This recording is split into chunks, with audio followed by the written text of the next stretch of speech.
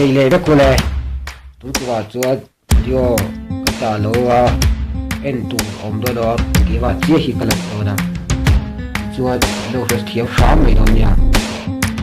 chú bôi bộ xây du cái này vô cả cái đó lô ép tu được chúa khai lô vô xây vô cả chúa nó là sắp phải lô vô cả rồi cái lô phải là cái đó phải upload thở upload cái lô em mà sẽ tu đâu đi dễ thì là chừng này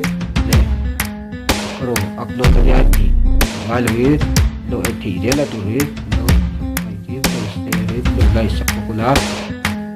rồi thì thằng bia thì dễ thì nó ra là tôi kia bạn chỉ cái là đồ ra thật sự về bà cái lệ ra có qua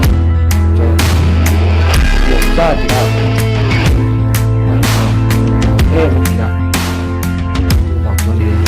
em bảo tôi đi và chỉ có mình tôi đi và chỉ để điều đó điều là tôi